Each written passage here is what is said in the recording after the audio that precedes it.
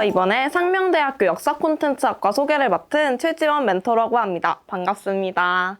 네. 일단 목차는 첫 번째로는 상명대학교 소개, 그리고 두 번째로는 역사 콘텐츠학과에 대해서, 그리고 세 번째로는 저희 학과에서 어떤 걸 배우는지를 볼 거고요. 네 번째로는 저희 학과의 학과 생활, 그리고 그 다음으로는 이제 어떤 진로를 가질 수 있는지, 그리고 어떤 친구가 들어오면 좋을지, 그리고 원래는 Q&A로 진행되지만 이게 영상 촬영인 만큼 제가 어떻게 역사 콘텐츠 학과를 오기까지 준비를 했는지에 대해서 소개를 해드리도록 하겠습니다. 일단 제 소개를 먼저 하자면 제 이름은 최지원이고요. 저는 23살이고 지금 상명대학교 서울 캠퍼스 역사 콘텐츠학과 17학번으로 재학 중입니다. 저는 역사 교사를 꿈꾸고 있는데요. 그래서 역사 교사가 되기 위해서 역사 콘텐츠학과에 진학을 해서 지금 역사 교사를 이제 준비하고 있습니다. 그리고 저는 한국대학생 멘토연합에서 멘토로 여러분들을 만나기 위해서 지금 이 자리에 서 있게 되었네요. 일단 첫 번째로 상명대학교 소개를 하도록 할게요. 상명대학교는 저희 학교가 이제 생긴 지 거의 80주년이 넘었는데 저희 학교는 처음에 여자대학교로 시작을 했어요. 하지만 이제 지금은 남녀공학이 된 지 20년째가 거의 다 되어 가는데 상명대학교가 서울에 정말 높은 데 위치하고 있는데 그 청와대 뒤에 이제 정말 높은 산이 있죠. 그 산에 저희가 위치하고 있어요. 그래서 저희 학교가 국립공원 안에 위치하고 있을 정도로 정말 높은 곳에 있습니다. 그래서 서울에서 제일 언덕이 높은 데 이제 학교가 있다고 생각하시면 될 것 같은데 그래도 이제 버스가 3가지 정도가 언덕까지 올라가고 있기 때문에 그 언덕을 오른다고 막 무다리가 된다거나 그러진 않지만 학교가 좀 언덕에 높아서 좀 강의를 갈 때 막 헥헥거리면서 올라가거나 아니면 저희 학교에서 제일 유명한 이제 에스컬레이터가 있어요. 그 에스컬레이터를 타고 강의실과 강의실을 막 이제 연결해주는 그 에스컬레이터로 강의를 가거나 그렇게 하고 있는데 저희 학교에 상징이 있는데 여기 사슴 보이시죠? 이 사슴이 저희 학교의 상징이에요. 그래서 사슴 이제 캐릭터도 있고 그리고 저희 학교의 마크는 이제 상명을 한글로 만든 저런 마크가 있습니다. 그래서 저희 학교가 서울에도 있고 천안 캠퍼스도 있는데 저는 지금 서울 캠퍼스를 다니고 있습니다. 저희 학교에 어떤 학과들이 있는지에 대해서 이제 소개를 해드리려고 하는데 저희 학교에는 이제 먼저 인문사회과학대학 그리고 사범대학 그리고 SW 융합학부 그리고 뒤에 이제 경영학과가 있고 그리고 이제 예술학부 있고 그리고 이제 이과가 모여있는 그런 이제 공대가 있는데 먼저 처음으로는 제가 속해 있는 인문사회과학대학부터 소개해드리도록 할게요. 인문사회과학대학 같은 경우에는 저희 학교가 굉장히 특이한 학과들이 많아요. 여기 중에서 여기 제가 속해 있는 역사 콘텐츠학과 보이시죠? 역사 콘텐츠학과, 그리고 지적재산권학과, 문헌정보학과, 그리고 공간환경학부, 공공인재학부, 가족복지학과, 군사학과 이름이 되게 특이한 학과들이 많죠. 여기서 몇 개만 좀 설명을 드리자면 국가안보학과 같은 경우에는 남자들만 입학이 가능해요. 그래서 남자들이 입학을 해서 여기서 이제 군인을 준비하거나 ROTC 이런 식으로 장교를 이제 희망하는 친구들이 많이 진학을 하고 있고 공공인재학부 같은 경우에는 행정학과 법학을 같이 배울 수 있는 그런 학부입니다. 그리고 다음으로는 사범대학이 있어요. 사범대학 같은 경우에는 선생님이 되거나 교육 쪽에 관심이 있는 친구들이 진학을 하고 있죠. 그래서 저희 학교에는 국어교육과 그리고 수학교육과 영어교육과 교육학과 이렇게 있습니다. 그리고 다음으로는 좀 특이한 학과들이 또 여기에 모여 있는데요. 이번에 이제 2020년도부터 신설된 학부인데 SW 융합학부라고 해서 여기서 보면 애니메이션 학과가 신설이 되었어요. 그래서 애니메이션 학과에서 애니메이션을 제작하거나 아니면 그리거나 이런 거를 배우고 있고 그리고 그 외에 좀 특이한 학과 하면 게임학과가 있죠. 이 게임학과에서 게임을 제작하거나 프로그래밍 하는 거를 이제 배울 수 있습니다. 다음으로 넘어가자면 경영대학 있죠. 경영대학은 여러분이 되게 많이 들어보셨을 거라고 생각해요. 경영대학 같은 경우에는 경영학과, 그리고 글로벌 경영학과, 경제금융학부 이렇게 3가지가 있고요. 그리고 다음으로는 이제 예술문화산업대학이 있는데 예술문화산업대학 같은 경우에는 저희 학교에서 정말 유명한 학과들이 많이 모여 있어요. 이제 대표적으로 저희가 미술 쪽이 굉장히 유명한데 미술로는 조형예술학과, 그리고 생활예술학과, 미술학부 이렇게 있고 그리고 이제 의류학과도 존재하고 있습니다. 이 의류학과는 이제 옷을 만들거나 옷을 디자인하는 그런 학과인데 옷의 재질이나 이제 옷에 어떤 섬유가 들어가는지 그런 것도 이제 배울 수 있는 그런 학과입니다. 그리고 이제 다음으로는 미래융합공업대학에 대해서 설명해 드릴 건데, 여기는 이제 공대들이 모여 있는 학부예요. 그래서 여기서 이제 좀 여기도 이름이 굉장히 특이한 학과들이 많은데, 한 가지만 설명을 드리자면 융합전자공학과가 있는데, 이건 전자공학과를 지칭하는 말인데, 여기서는 아무래도 전자공학과지만 이제 로봇에 대해서 좀 배우기도 하고, 좀 전자공학과인데 심화적인 거를 많이 배우는 그런 학과라고 생각해 주시면 될 것 같습니다. 그리고 저의 대학 생활에 대해서 좀 가져와 봤는데, 여기 사진 세 가지가 보이시죠? 일단 첫 번째로 여기에 있는 사진은 제가 멘토링을 이제 간 사진인데, 이 멘토링에 가서 이제 아이들과 만나면서 저의 전공에 대해서 소개하는 그런 활동을 하기도 하고, 두 번째로는 사진이 두 개가 있죠. 하나는 제가 EBS에서 이제 수능 완성으로 이제 역사랑 한국사 그쪽에 대해서 학생 검토자로 이제 역사를 문제집을 보고 이제 역사 문제가 틀렸는지 안 틀렸는지 그런 걸 검수하는 활동을 진행하기도 했고요. 그리고 그 밑에 보면 대학교 축제 사진인데, 제가 축제에서 축제를 기획하는 이제 학생회로 활동을 했었어요. 이런 활동도 있고, 그리고 옆에 보면 제가 이제 상명대학교인데 여기 동국대학교 학생증이죠. 제가 이제 다른 학교로 가서 듣고 싶은 수업을 듣기도 하고, 실제로 학교 간의 교류도 이렇게 활발하기 때문에 다른 학교에 가서 제가 교류 신청을 해서 다른 학교 수업을 듣기도 하고, 굉장히 다양한 대학 생활을 하고 있습니다.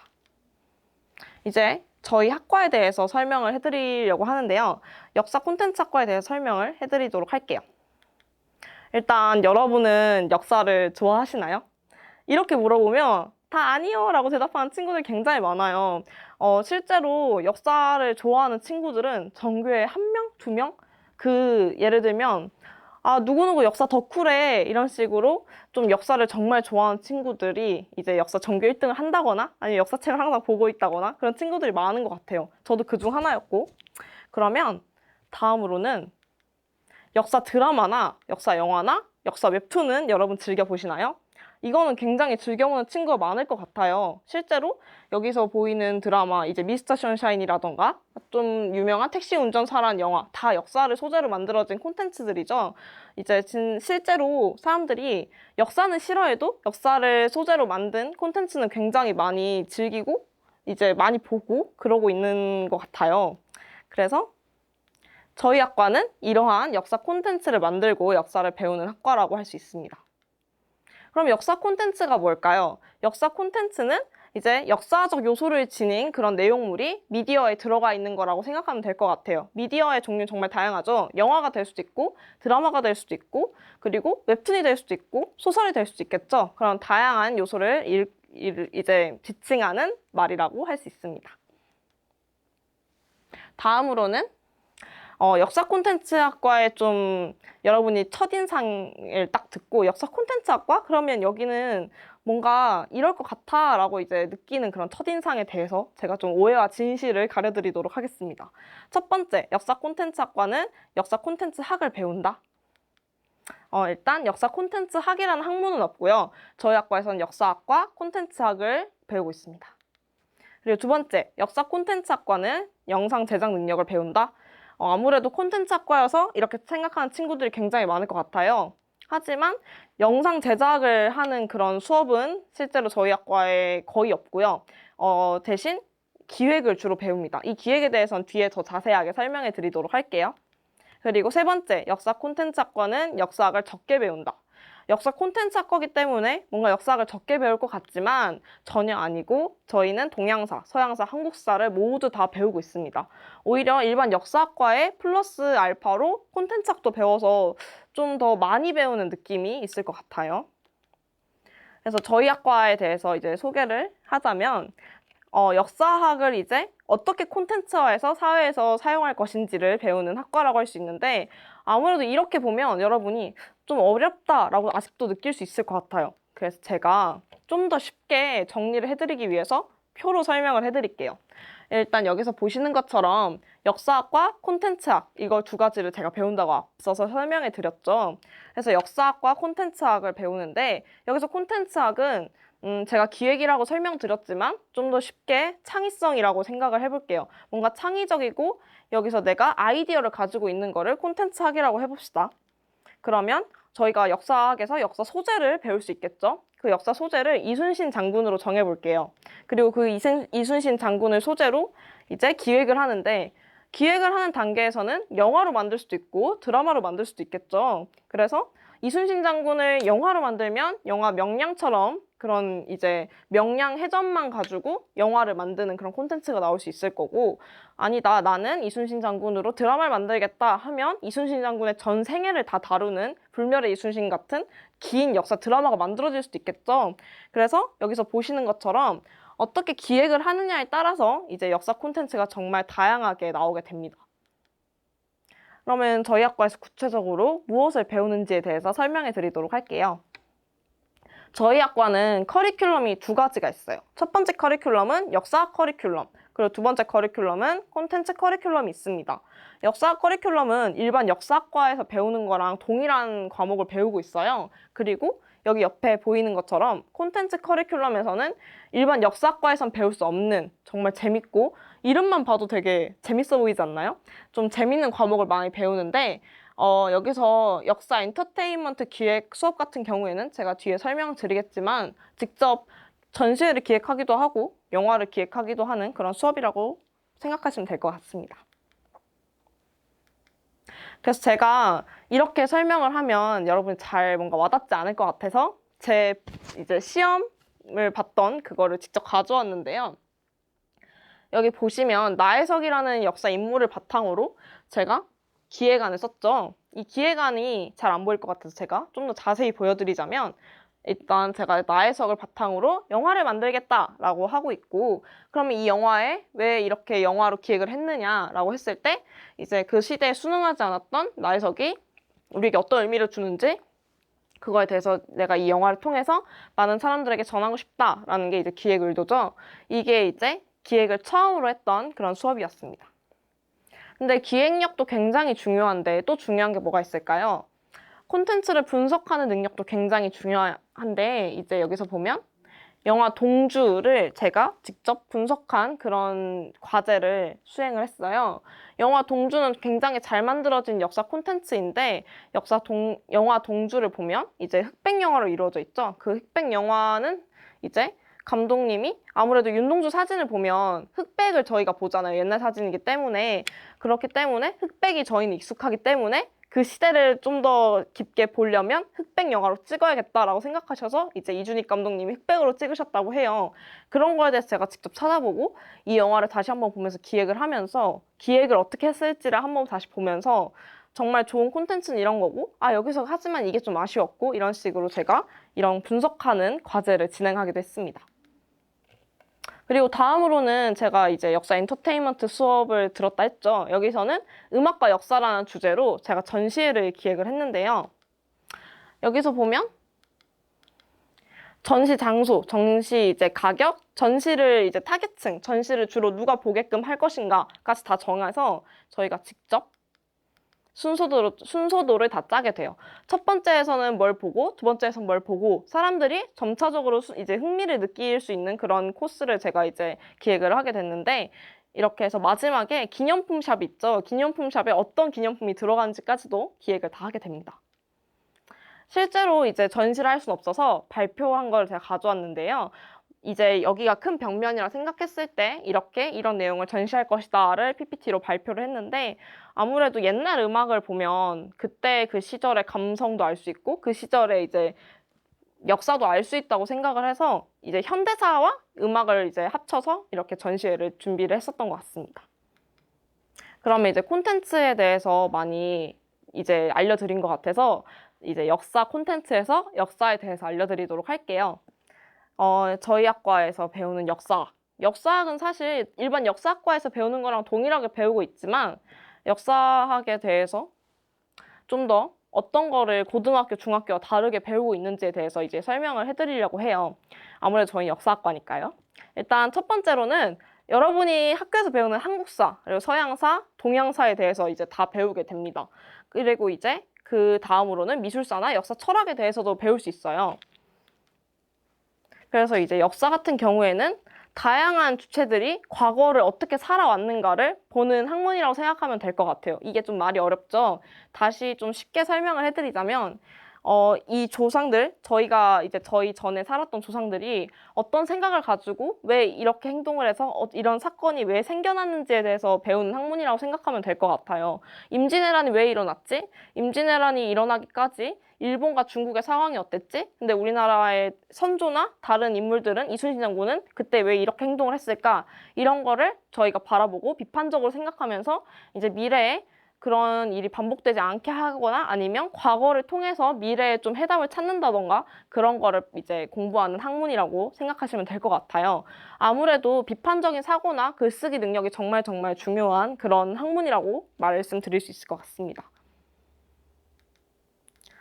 그리고 이제 중고등학교에서 배우는 역사랑 저희 이제 대학에서 역사학과에서 배우는 역사가 뭐가 제일 다르냐라고 친구들이 많이 물어봐 주는데 저는 이게 좀 다르다고 할 수 있을 것 같아요. 먼저 여기 쭉 화살표가 보이죠? 이 화살표에서 고대, 중세, 근세, 근대, 현대 이렇게 5가지의 시대 순서가 있어요.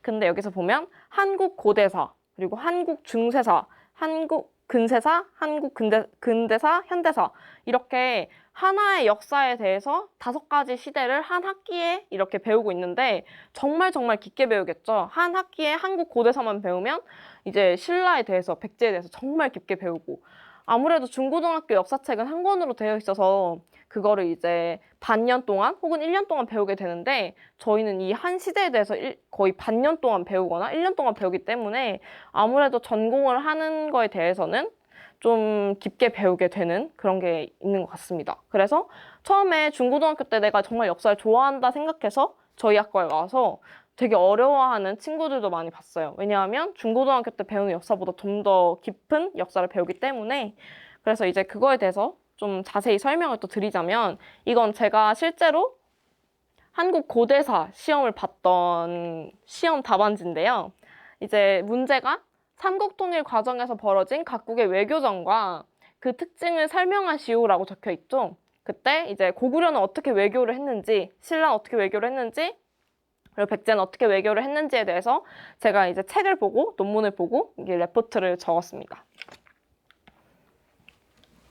여기도 이제 신라의 촌랑 문서를 통해서 알 수 있는 이제 신라의 지방 통치 방식 굉장히 어렵죠. 이런 거에 대해서 책을 정말 많이 보고 글을 이렇게 서론, 본론, 결론으로 예쁘게 쓸 줄 아는 그런 능력이 정말 정말 많이 필요하고 저희 학과는 글을 정말 많이 써요.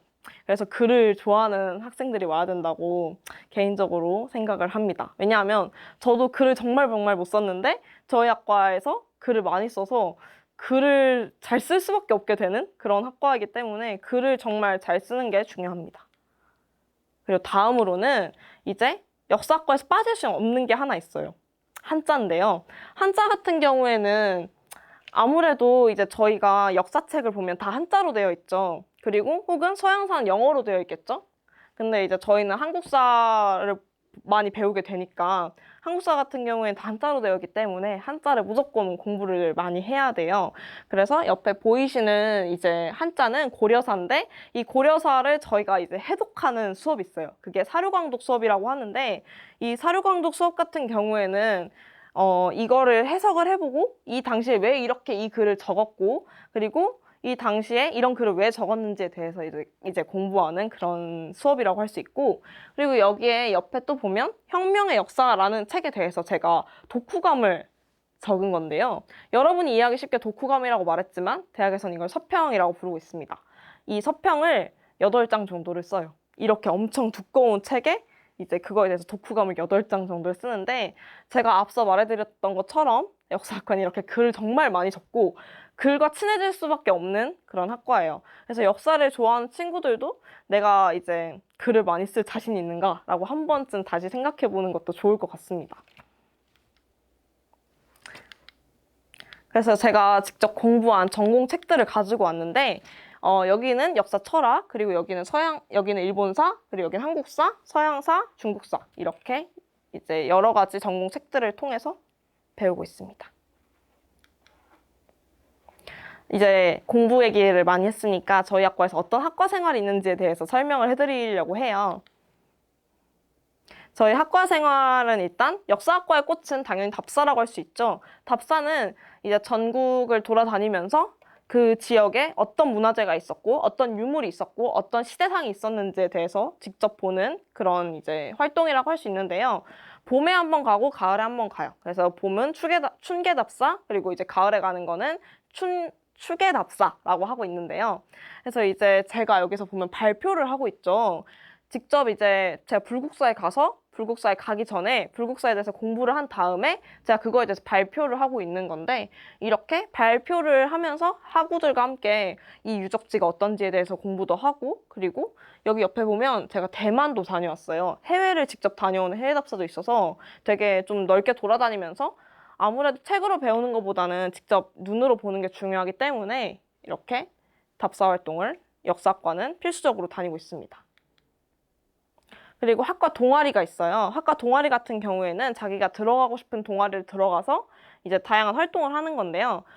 저는 여기서 행진이랑 뮤즈를 했었습니다. 행진 같은 경우에는 역사 교사가 되고 싶거나 내가 역사를 조금 더 깊게 공부하고 싶다라고 하면 들어가는 동아리이고, 여기서 또 제가 들어갔던 뮤즈 같은 경우에는 이제 박물관이나 미술사에 관심이 있는 친구들이 많이 들어가곤 했었습니다.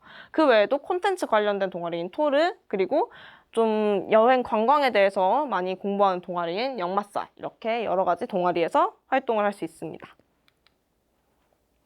그래서 이제 활동 사진인데요. 이렇게 전시회를 가기도 하고 같이 공부를 하는 그런 모습이에요. 그러면 저희 학과에 나와서 어떤 직업을 가질 수 있는지에 대해서 설명을 해드리고자 합니다. 일단 저희 학과에서는 제일 대표적으로 역사를 좋아하는 친구들한테 너 나중에 뭐가 되고 싶어? 라고 물어보면 나 역사 선생님 될 건데? 라고 얘기하는 친구들이 굉장히 많아요. 실제로 저도 역사 교사를 꿈꾸고 있고, 그래서 저희 학과에서는 역사 교사가 될 수도 있고 교수님이 될 수도 있습니다.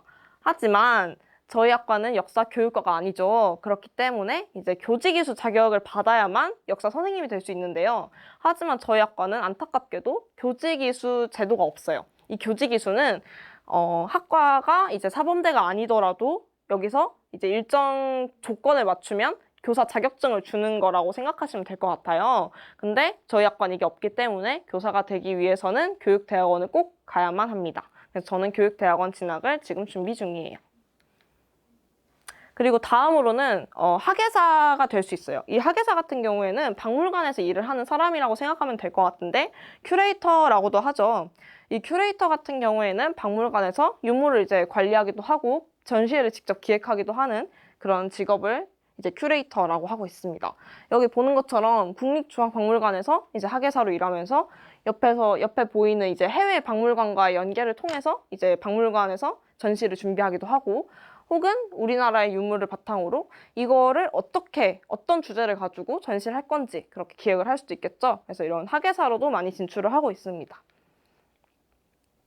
다음으로는 미디어 언론 분야가 있겠죠. 요즘 제일 각광받는 분야라고도 할 수 있는데, 이 미디어 언론 분야 같은 경우에는 아무래도 역사를 배웠고 콘텐츠를 배웠기 때문에 역사 영화나 드라마를 만드는데 굉장히 저희 학과가 최적화되어 있다고 할 수 있을 것 같아요. 그래서 택시 운전사, 미스터 션샤인 이런 역사 영화나 드라마를 만들 때 있어서 이런 역사 소재를 사용하면 좋겠다. 이런 걸로 이야기를 이끌어 나가면 좋겠다라고 얘기할 수 있기 때문에 저희 학과에서는 실제로 방송 작가가 되기도 하고, 아니면 방송사에 가기도 하고, 아니면 콘텐츠 관련 회사에 가서 이렇게 다양한 콘텐츠를 만들 수도 있습니다. 그리고 그 외에 다양한 또 직업을 가질 수 있는데요. 첫 번째로는 콘텐츠 제작자입니다. 이제는 이 옆에 유튜브가 들어갈 수 있을 것 같은데요.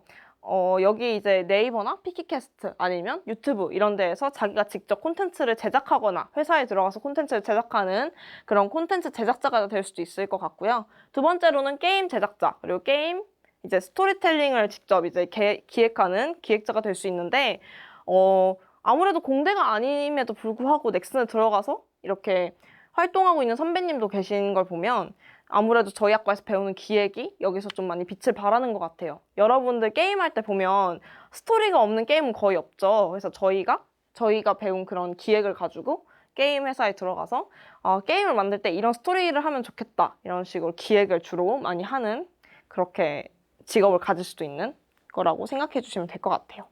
그리고 세 번째로는 관광업계. 관광을 다닐 때 보면 많이 유물을 보거나 문화재를 보러 다니죠. 그것처럼 어디 코스를 갔을 때 이런 걸 꼭 봐야 된다. 아니면 여기 문화재는 보면 좋다. 이런 거를 이제 아무래도 저희 답사를 실제로 다니기도 하고 역사를 배우기 때문에 잘 알 수 있을 것 같아요. 그리고 저희는 기획을 배우기 때문에 이런 관광업계에 가서 관광 여행 기획자가 되기도 하고 관광 가이드로도 활동을 많이 하곤 합니다. 그리고 이 외에도 굉장한 다양한 직업을 가질 수 있는데 교육 기업에 들어가서 역사 교과서를 만들 수도 있고 혹은 이제 이걸 가지고 문화재청의 공무원 시험을 보기도 하는 등 굉장히 이제 이제 학과를 살려서 많은 직업을 가질 수 있다고 생각하면 될 것 같아요. 그러면 어떤 친구가 오면 좋은지에 대해서 얘기를 해보도록 할게요. 첫 번째로는 역사 드라마나 이제 영화를 이제 직접 만들어 보고 싶은 사람들이 오면 좋을 것 같습니다. 그리고 두 번째로는 역사를 좋아하면서 자기가 뭔가 새로운 거를 많이 만들어내고 싶어 하는 친구들이 오면 좋을 것 같고요. 그리고 세 번째로는 박물관에서 유물이나 혹은 이제 글을 바탕으로 자기가 전시회를 나중에 만들어 보고 싶은 사람이 오면 좋을 것 같고, 그리고 네 번째로는 역사학이랑 콘텐츠학 두 개를 모두 배우고 싶은 친구가 오면 좋을 것 같습니다. 그리고 마지막으로는 역사학을 좋아하는 사람이 오면 정말 좋을 것 같아요. 그리고 다음으로는 선생님이 어떻게 이제 역사 콘텐츠학과에 오게 됐는지에 대해서 얘기를 해주려고 해요. 제가 중학교 때 사진을 가지고 왔는데요. 중학교 때는 저런 앞머리가 다 유행이었던 것 같아요. 그래서 제가 여기 보면 성적이 굉장히 안 좋았어요. 494명 중에 392등을 하는 그런 학생이었는데 여기 보면 사회 점수도 그렇게 높지 않아요. 제가 이때는 거의 꿈도 없었고 그렇게 하고 싶은 것도 많이 없었던 그런 학생이었던 것 같아요. 실제로 제가 예체능 쪽을 좀 희망을 했었었는데 그게 좀 좌절이 되면서 나는 이제 뭘 해야 되지? 라는 고민에 굉장히 많이 휩싸였던 때가 중학교 2학년에서 3학년 초반이었던 것 같은데 제가 이때 고등학교에 가기 전에 문득 이런 생각이 들었어요. 나는 공부를 그렇게 잘하지 못하는데 내가 잘하는 거랑 내가 좋아하는 게 뭐지를 좀 많이 생각을 했었던 것 같아요. 그래서 잘하는 것과 좋아하는 것의 중간을 찾기 위해서 다양한 활동들을 했습니다. 사실 공부 빼고 다 했던 것 같아요. 여기 보면 독서도 하고 뉴스도 보고 전 그때 신문을 정말 많이 봤거든요. 신문에서 제가 흥미있는 기사가 뭔지를 좀 많이 봤어요. 근데 거의 다 역사더라고요. 그래서 이제 뉴스를 보기도 하고 봉사활동으로 이제 박물관 봉사활동도 많이 했었고요. 영화랑 드라마도 역사 영화나 드라마는 꼭 챙겨봤었습니다. 그 외에도 좀 다양한 활동들을 하면서 제가 진짜 뭐 하고 싶은지를 좀 많이 찾았던 것 같아요. 그래서 멘토링이 오기 전에 제가 중학교 때 진로 시간에 적었던 거를 가지고 왔는데요. 딱 봐도 좀 옛날에 쓴 것 같죠? 제가 이제 역사 쪽으로 나가야겠다라고 생각을 했을 때 국립중앙박물관에서 학예사가 되겠다라고 이제 제가 진로 시간에 15살, 16살 때쯤에 만든 것 같아요. 그리고 그 뒤에 종이 뒤에 이런 게 있었는데 나는 대한민국 역사에 크게 기여하는 학예사가 되겠다. 그리고 이제 이걸 위해서는 역사 공부를 좀 틈틈이 하고 그리고 역사 자격증을 고등학교 과정까지 뭐 따겠다 이런 포부도 적혀 있네요. 이걸 보고 되게 감회가 새로웠던 게 어찌 보면 15살, 16살 때는 제가 역사학과에 올 거라고 예상을 많이 못했었는데 제가 이렇게 20살이 되어서 20살이 넘어서 이걸 다시 보고 있으니까 되게 감회가 새롭더라고요. 어찌 보면 이때 꿈꾸고 있던 이제 꿈의 한 발자국 정도는 이제 뒤졌다고 할 수 있겠죠? 아무래도. 왜냐하면 역사학과에 왔기 때문에. 그래서 저는 이걸 바탕으로 고등학교에 가서 정말 많은 활동을 해요. 중학교 때는 좀 많이 의욕 없이 살았던 것 같은데 고등학교 때는 교과 우수상으로 한국사도 받았죠. 제가 한국사 전교 1등을 했거든요. 그러고 그 외에도 이제 반장도 하고 다양하게 대회에 나가서 이제 상을 타기도 하고 이런 활동을 진행을 했습니다. 그래서 이제 처음에 입학했을 때는 400명 중에 전교 200등 정도로 입학을 했었는데 졸업할 땐 전교 20등으로 졸업을 제가 했어요. 그래서 제가 이거를 자랑을 하고 싶은 건 아니고 여기 보면 1등급, 그리고 2등급, 그리고 여기 보면 218명 중에서 1등 이렇게 해서 되게 많이 성적이 올랐죠. 근데 제가 이거를 말씀드린 이유는 나 이렇게 공부 잘했어가 아니고 이게 제 고등학교 수능 사진인데 저는 역사라는 확실한 목표가 있었던 것 같아요. 역사과에 가지 않거나 만약에 역사 관련된 직종을 가지지 않으면 너무너무 슬프고 너무너무 힘들 것 같았어요. 그래서 난 무조건 역사학과에 가겠다라는 그 목표가 굉장히 굉장히 확실했기 때문에 그 목표를 하나로 이제 제가 어찌 보면 지금 제가 역사 콘텐츠학과에 왔기 때문에 교사가 될 수도 있는 거고 아니면 역사 영화 기획자가 될 수도 있는 거고 학예사가 될 수도 있겠죠? 왜냐면 제가 역사학과에 왔기 때문에. 근데 이건 다 제가 희망하는 직업들이잖아요. 그것처럼 아무래도 저는 역사학과가 아니면 안 되겠다라는 확실한 목표 설정이 있었기 때문에 아무리 중학교 때 공부를 못하고 많이 지지부진했던 학생이었을지라도 고등학교에 와서 제가 무조건 역사학과에 가겠다라는 그런 목표 하나로 이렇게 열심히 살았던 것 같아요. 왜냐하면 제가 경영학과에 갔는데 나는 경영학과에 왔지만 역사를 잘하기 때문에 이제 역사 선생님이 돼야지라고 할 수는 없는 거잖아요. 왜냐하면 역사학과가 아니기 때문에. 그렇기 때문에 저는 역사학과에 꼭 가야겠다는 그런 목표를 세우고 열심히 했다는 거를 이제 여러분한테 알려주고 싶었고 여러분도 꼭 자기가 뭘 하고 싶은지에 대한 목표를 꼭 찾았으면 좋겠어요. 지금도 늦지 않았기 때문에 자기가 뭘 하고 싶은지에 대해서 잘 생각했으면 좋겠습니다. 그래서 제가 수시 준비 과정을 가지고 왔는데 이제 수시를 저는 많이 준비를 했어요. 저는 내신이 3.7, 좀 공부를 늦게 시작해서 3.7인데 제가 생활기록부가 이제 고등학교 3학년 1학기 기준으로 21장 정도였고 저는 6개 모두 면접에 이제 학생부 종합 전형으로 준비를 했었고 3년 동안 역사 관련된 학과를 준비해서 역사 관련된 활동들을 많이 했었습니다. 그래서 이제 제 생활기록부를 좀 보여드리려고 하는데 여기 옆에 보면 진로예요, 이게. 그래서 제가 3년 내내 역사 교사가 되겠다라고 적었는데 아니면 여기 역사 콘텐츠 제작자라고 적어놨죠. 3년 동안 역사 관련된 이제 직업을 희망을 했고 이제 역사 교사가 꿈이기 때문에 여기 아동센터, 지역 아동센터에 가서 3년 동안 같은 요일에 항상 봉사를 했습니다. 이러한 활동들 그리고 이제 세부능력 특기사항이라고 과목에 대해서 적어주시는 게 있어요. 1학년 때는 진짜 공부를 못해서 정말 조금 적혔는데 여기 보이시는 것처럼 근데 이제 3학년이 되어서는 제가 이만큼 받았습니다. 근데 이게 다 역사 내용이에요. 제가 과학도 역사 내용으로 적고 수학도 역사 내용으로 적었는데 과학 같은 경우에는 발해가 화산 폭발로 멸망했다는 설이 있거든요. 아니면 이제 폼페이 같은 경우에는 화산 폭발로 멸망했죠. 그런 식으로 화산 폭발이 어떻게 역사에 영향을 미쳤는지 보고서 쓰고 이런 식으로 모든 과목을 역사랑 연관 지으려고 좀 많이 노력을 했었던 것 같아요. 그래서 이런 식으로 저는 역사학과에 가기 위해서 역사 관련된 다양한 활동들을 많이 하면서 좀 역사학과를 종합 전형으로 가기 위해서 좀 준비를 탄탄히 했었던 것 같아요. 제가 역사를 그저 잘한다는 걸 보여주기보다는 제가 어떤 역사 선생님이 되고 싶은지에 대해서 초점 맞춰서 생활기록부랑 자기소개서를 적었던 것 같고 저는 소통하는 역사 교사를 컨셉으로 잡고 이제 활동들을 여러 가지를 했어요. 그래서 동아리 활동이라던가 교육봉사 활동 이런 걸 다양하게 했었습니다.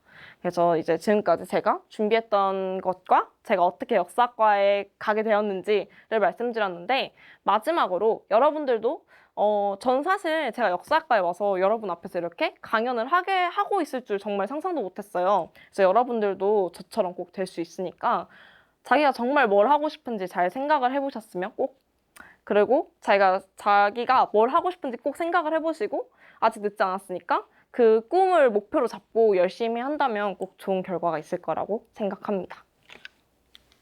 네, 지금까지 저의 멘토링을 들어주셔서 감사합니다.